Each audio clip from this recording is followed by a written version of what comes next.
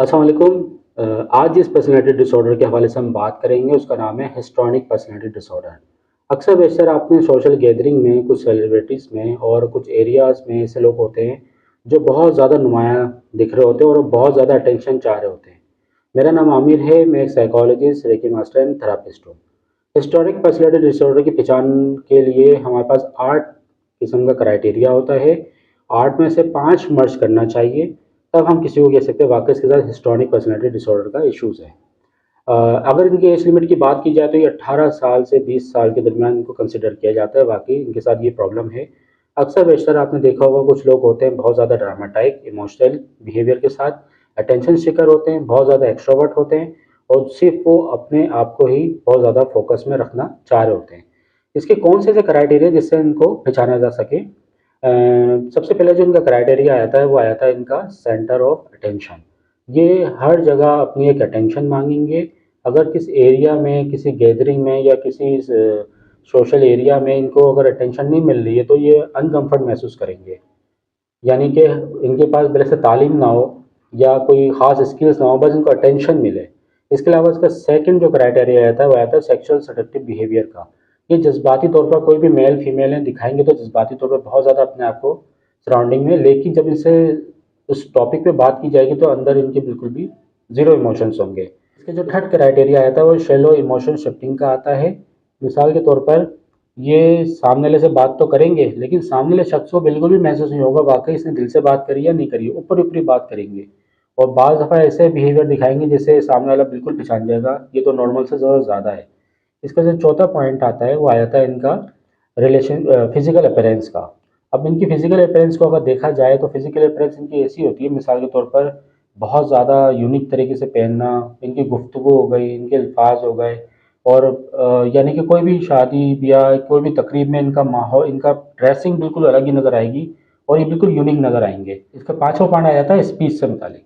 आप ये जो बोल रहे होते हैं हर कोई इनको देख रहा होता है, इनके अल्फाज, इनकी टून ये सब बना के बोल रहे होते हैं, ऐसा स्टाइल दिखा रहे होते हैं जिससे वाक़ई लग रहा होता है वाक़ई इनके साथ हिस्ट्रॉनिक कोई ना कोई इश्यूज़ है। छठा पॉइंट वो आता है इमोशनल ड्रामेटिक थ्रेटिंग का। मिसाल के तौर पर इनके हर काम कोई भी आप ले लें वो एक्शन से भरपूर होंगे, बहुत ज़्यादा इमोशनली होंगे और शिफ्टिंग से रिलेटेड कर रहे होंगे, यानी कि मिनट-मिनट में ये ऐसे-ऐसे बिहेवियर, इमोशंस शो कर रहे होंगे जैसे वाक़ई आपको डिफरेंट नज़र आएगा। इसका जो सातवां पॉइंट है वो आता है सजेस्टिबिलिटी का।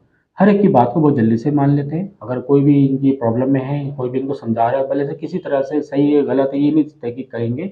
ये फ़ौरन उनकी बातों को जल्दी से मानने लग जाएँगे। इसका जो लास्ट क्राइटेरिया आता है वो आ जाता है इनका रिलेशनशिप का। अब रिलेशनशिप में इश्यूज़ अगर देखे जाएँ इनके, वो थोड़े थोड़े से डिफरेंट होते हैं। मिसाल के तौर पर ये बातें तो करेंगे, मेरे यहाँ पे भी जानने वाले, मेरे उस कंट्री में बड़े जानने वाले, मेरे वहाँ से एरिया में बड़े लोग पे जान पहचान है, लेकिन जब इनसे एक्चुअल तौर पे बात की जाएगी तो वो बिल्कुल भी नहीं होंगे और सिर्फ़ वो बस एक दिखावे के ताल्लुकात इनके बहुत ज़्यादा होंगे। तो ये जो मैंने 8 क्राइटेरिया बयान करे हैं, ये हिस्ट्रॉनिक पर्सनैलिटी डिसऑर्डर के हैं। अगर आप देखते हैं आपकी सराउंडिंग में या कुछ ऐसे लोग हैं जिनके अंदर 4 से 5 तरह के क्राइटेरिया मैच कर रहे हैं, तो वाक़ई इनको हिस्ट्रॉनिक पर्सनैलिटी डिसऑर्डर है। अब इसकी कॉज़ेज़ को देखा जाए, कॉज़ेज़ में देखा जाए तो इनके साथ चाइल्ड ट्रॉमा होता है, पेरेंटिंग स्टाइल भी होता है, कुछ एनवायरमेंटल इनके साथ ऐसा जुड़ा हुआ होता है जिसकी वजह से इनके इस तरह के खदोखाल अख्तियार हो जाते हैं। इसके साथ-साथ कोई बचपन में ट्रॉमा हो गया हो या कोई बहुत ज़्यादा पैम्परिंग हुई हो या बहुत ज़्यादा बचपन में इसको किसी शख्स को बहुत ज़्यादा, यानी कि समझ लें कि बहुत ज़्यादा लाड-प्यार या ऐसा स्टाइल दिया गया हो, ऐसे लक़ब दिए गए हो जिसकी वजह से इनके साथ ये प्रॉब्लम नज़र आने लगती है। थेरेपी में अगर बात की जाए तो इनको काउंसलिंग ही की जाती है, साइकोथेरेपी की जाती है और मुख्तलिफ तरह के सेशन से इनको आहिस्ता-आहिस्ता इनके इमोशन को कन्वर्ट किया जाता है और उनके सेल्फ इमेज को थोड़ा-सा इम्प्रूव किया जाता है।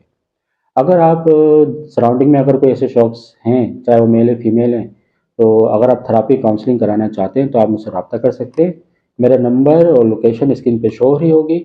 इसके साथ अगर आप मेरे फेसबुक या यूट्यूब पे हैं तो मेरे चैनल को सब्सक्राइब कर लिएगा और ये वीडियो अच्छी लगे तो इसको लाइक कर लिएगा और उन लोगों से लाज़मी शेयर कीजिएगा जिसको इसकी ज़रूरत है। शुक्रिया।